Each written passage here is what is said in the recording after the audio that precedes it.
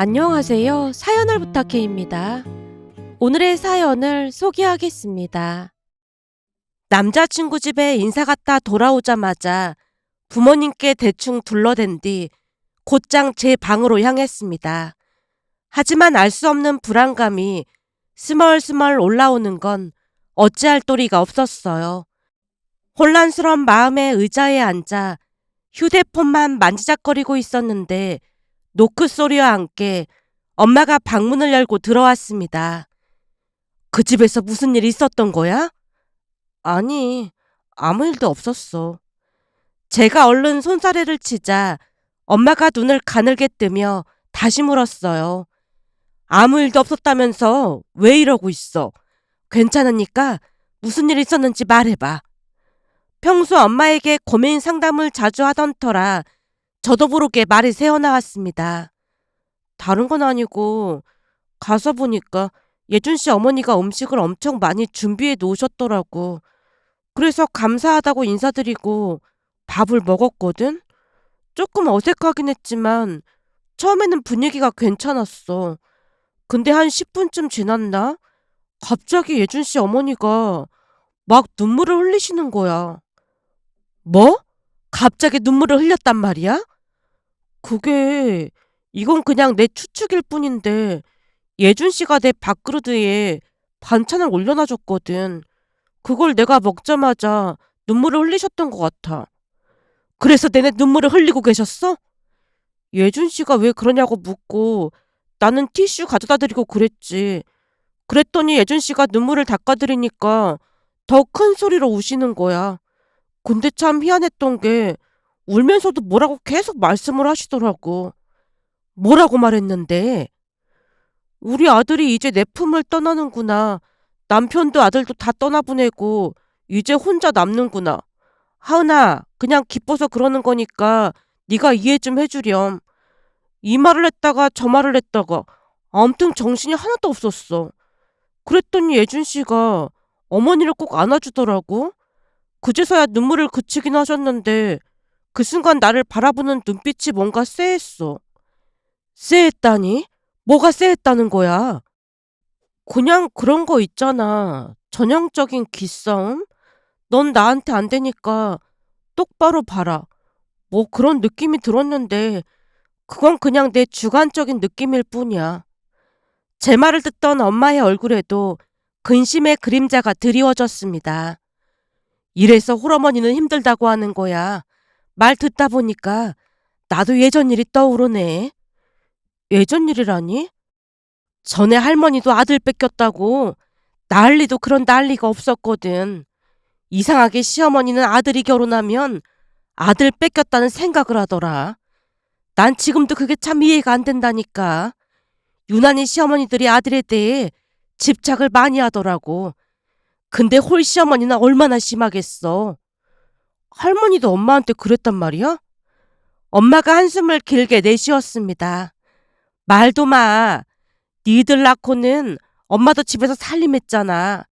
할머니가 며칠씩 집에서 지내고 가시고 나셨거든. 근데 낮에는 밥도 잘 드시고 아무 문제 없이 잘 지내시는 것 같다가도 아빠만 퇴근해서 오면 작은 방으로 데리고 들어가서는 내가 무심결에 했던 말을 다 담아뒀다가 꺼내놓으면서 통곡을 하시는 거야. 그 바람에 아빠랑 허구한 날 싸웠잖아. 더 기가 막혔던 건 우리가 부부싸움하면 그제서야 만족해 하시면서 무슨 승자라도 된 듯이 의기양양해 하셨다니까. 암튼 할머니만 오셨다 하면 집안이 조용할 날이 없었어. 그러다 보니 할아버지가 데리고 가곤 하셨고 말이야. 내가 보니 예준이 어머니 그런 면이 있는 것 같아. 그지? 쎄한 내 느낌이 맞는 거지? 그런 것 같아. 결혼해서도 참 피곤할 것 같은데 큰일이다. 이게 남자가 중간 역할을 잘 못하면 진짜 어마어마하게 힘들거든. 예전 기억이 떠오른 듯 엄마가 미간을 잔뜩 찌푸렸는데요. 할머니는 우리에게는 좋은 분이셨지만 좋은 시어머니는 아니셨던 것 같았습니다. 잠시 생각에 잠겨있던 엄마가 다시 입을 열었어요. 사실 엄마도 홀어머니인 게 엄청 걸렸거든. 그건 아빠도 마찬가지야. 아빠도 할머니가 이간질 시킨다는 걸 나중에 깨닫고 정확히 선을 그었지만 그렇게 깨닫기가 쉽지 않았다고 하더라고. 아빠는 어떻게 깨닫게 됐는데? 내가 이런저런 방법을 총동원했지. 생각 같아서는 이혼하고 싶은 걸 참고 또 참았다니까. 나중에서야 할머니가 미안했다고 사과하시더라고. 다른 집 자식들이 이혼하는 거 보면서 느낀 게 많다고 하시면서 우리가 이혼했으면 어쩔 뻔했냐고 땅을 치고 후회하시더라니까. 근데 그걸 참고 있는 게 보통 힘든 일이 아니거든. 나도 고민이긴 한데 예준 씨는 좋은 사람이잖아. 머리가 너무 복잡하네.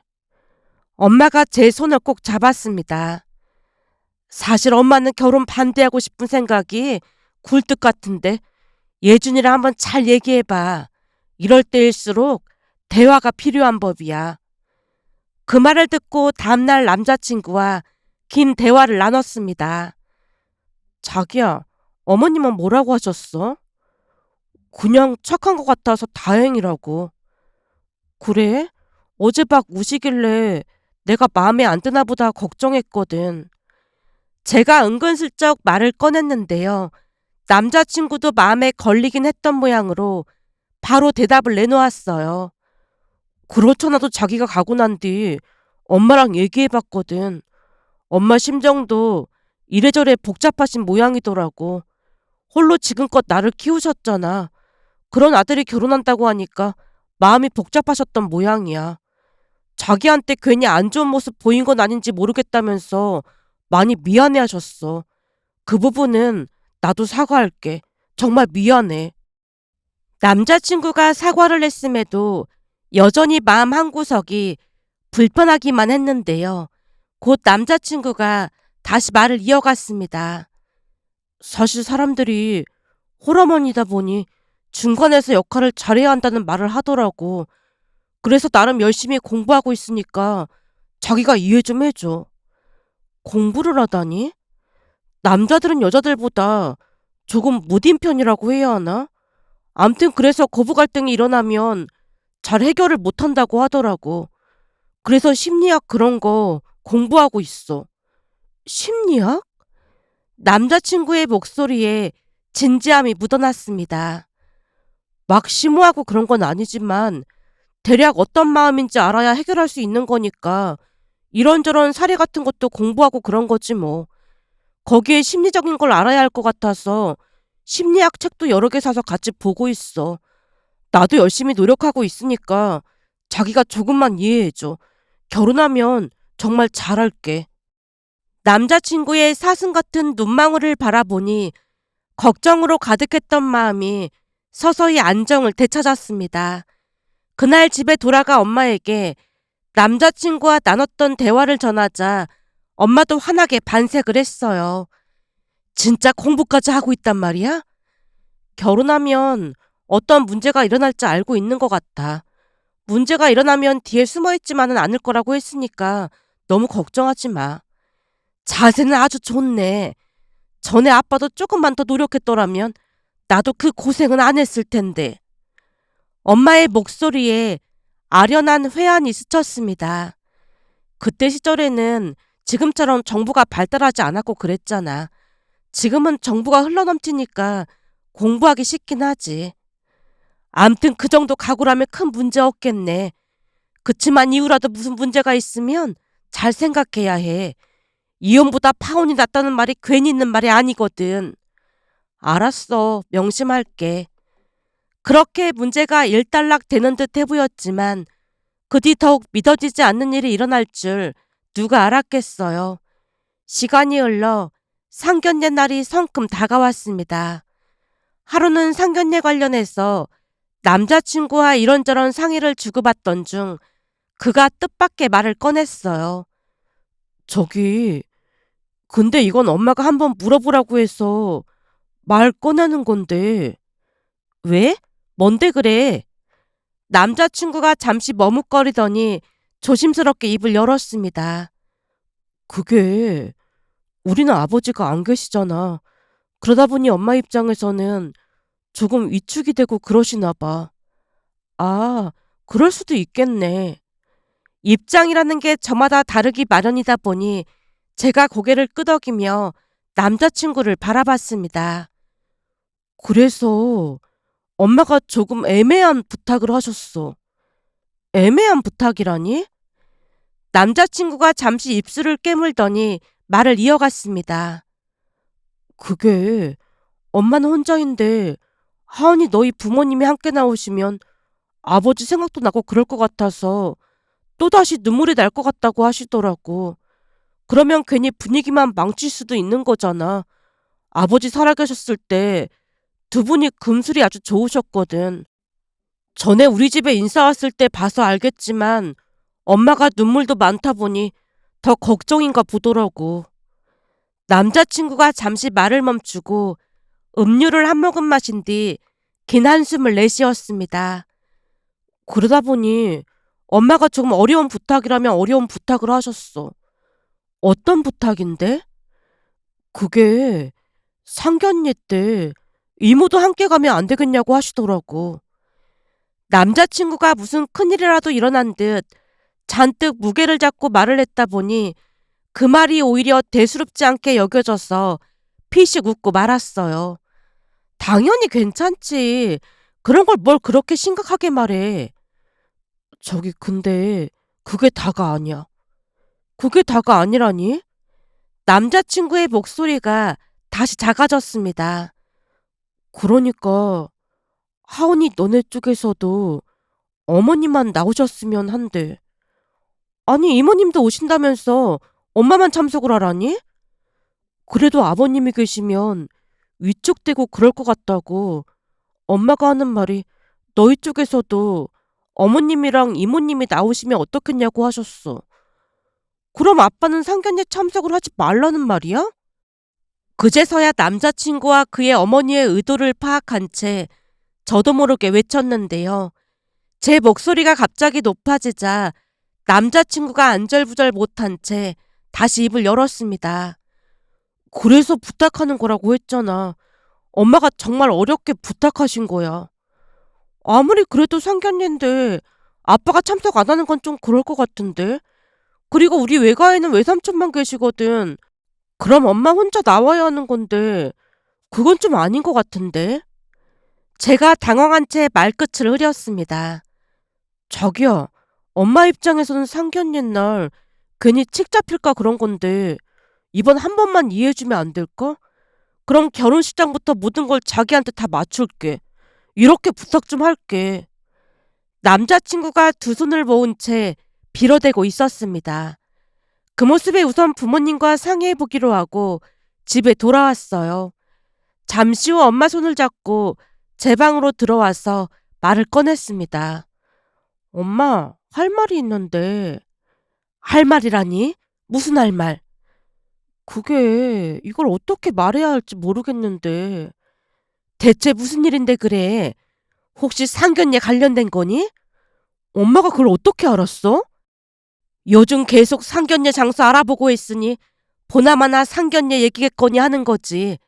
대체 무슨 일인데 그래? 엄마가 제 손을 꼭 잡으며 물었습니다. 오늘 예준 씨가 조금 애매한 부탁을 하더라고. 애매한 부탁이라니? 예준 씨 아버님이 돌아가셔서 어머니만 상견례에 나와야 하잖아. 그렇지. 근데 그게 왜? 그러다 보니 어머님이 조금 외롭고 그러실 것 같대. 평소에 눈물도 많은 편이시라 혹시 상견례 때 울어서 분위기 망칠까봐 걱정이시래. 그건 그러려니 해야지. 그래서 예준 씨가 말이야. 제가 남자친구의 말을 엄마에게 조심스럽게 전달했는데요. 엄마가 화들짝 놀란 채 입을 열었습니다. 그러니까 아빠는 참석하지 말라고? 예준 씨가 간곡히 부탁하더라고. 그럼 결혼식 관련 모든 걸 다 맞춰주겠다고 하면서 말이야. 아무리 그래도 아빠가 없는 것도 아니고 그게 맞는 건지 모르겠다. 거기다 난 예준이 엄마와는 달리 오빠밖에 없는데 그럼 나 혼자 나오라는 얘긴가? 엄마 얼굴에 불편한 기색이 역력했어요. 그래서 말인데 고모한테 부탁해보는 건 어떨까? 고모한테? 엄마랑 고모 사이 보면서 다들 자매 아니냐고 많이 묻잖아. 그러니 고모랑 나가는 것도 괜찮을 것 같은데. 엄마가 잠시 생각에 잠겼습니다. 하긴 고모라도 있었으니 그 모진 시집살이를 이겨내긴 했지. 우리가 좀 각별한 편이긴 하지. 고모한테 같이 가자고 하면 허락하지 않을까? 고모야 당연히 같이 가겠다고 하겠지. 그치만 아빠가 서운할까봐 걱정인 거지. 엄마의 목소리에 망설임이 배어 있었습니다. 상규님아 엄마가 잘 말해줘.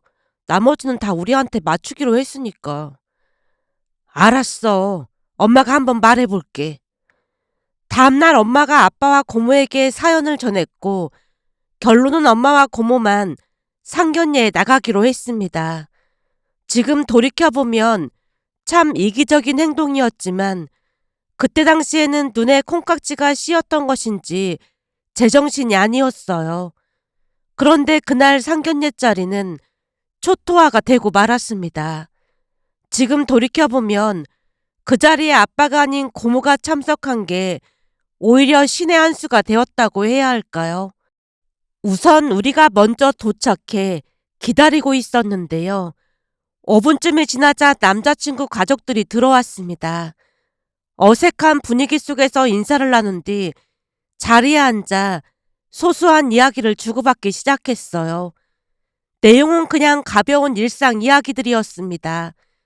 사실 그날 남자친구가 굳이 양식을 먹어야 한다고 해서 레스토랑을 예약했는데요.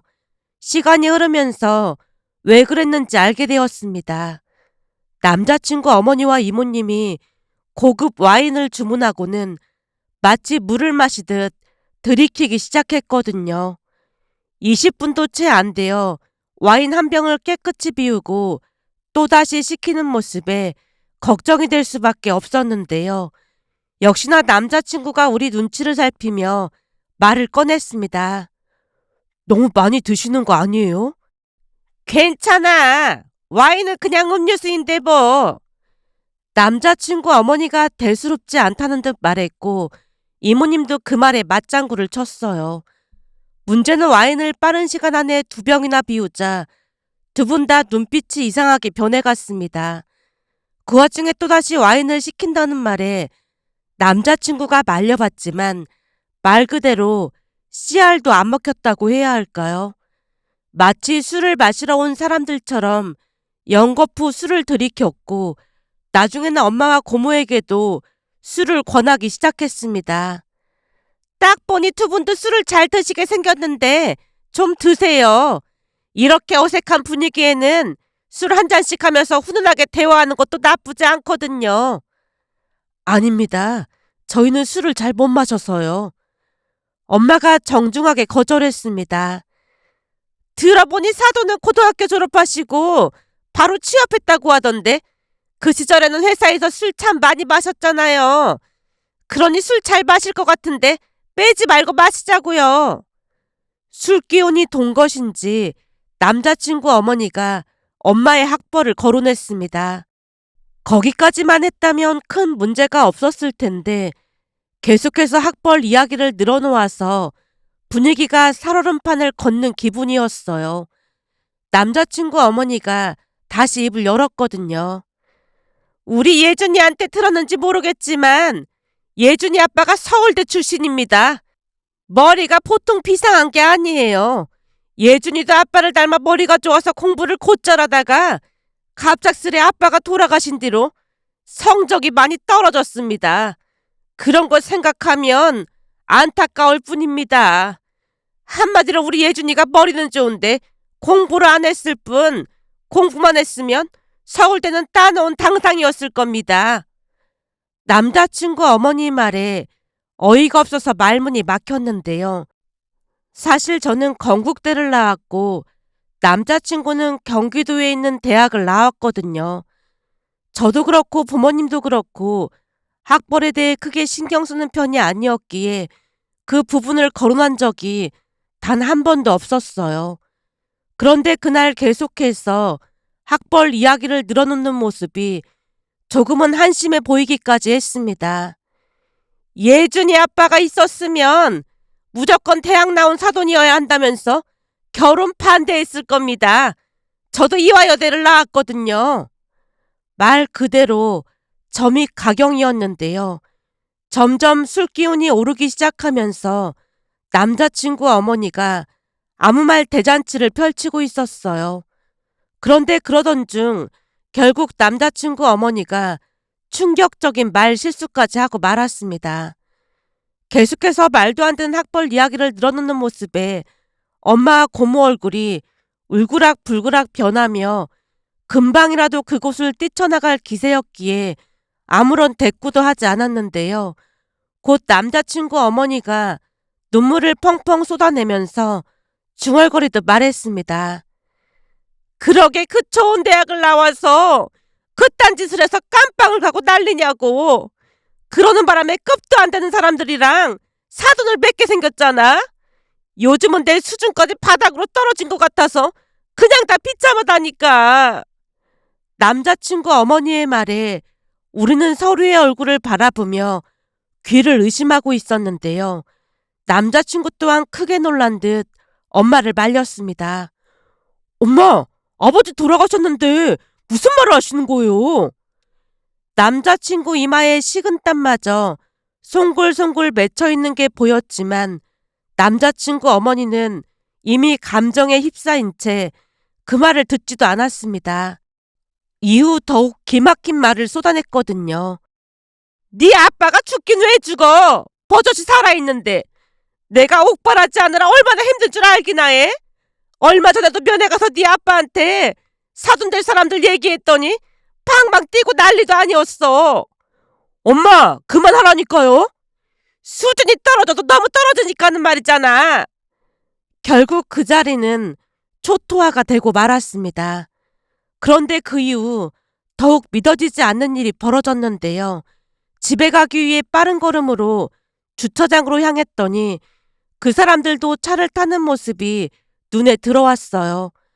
문제는 남자친구와 남자친구 어머니가 따로 차를 타고 온 모양으로 남자친구가 잔뜩 화를 내고 있었습니다.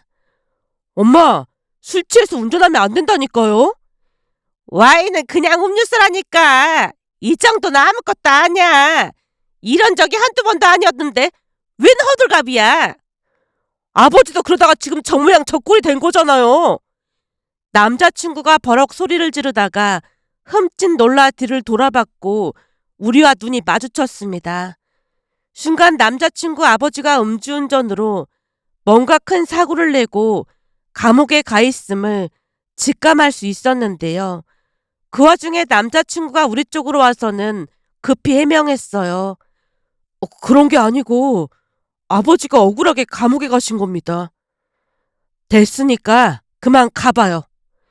엄마가 차갑게 말하고 차에 올라타던 순간 남자친구 어머니와 이모가 그곳을 유유히 빠져나가는 게 보였습니다. 순간 고모가 전화기를 들어 경찰에 신고했는데요. 위치며 차량 번호까지 정확히 알려주고 있었습니다. 고모, 그래도 신고하는 건 좀 그렇지 않을까요? 저러다 사고나기라도 해봐. 저 사람들이야 그렇다 치더라도 선량한 사람이 큰 피해를 보는 거잖아.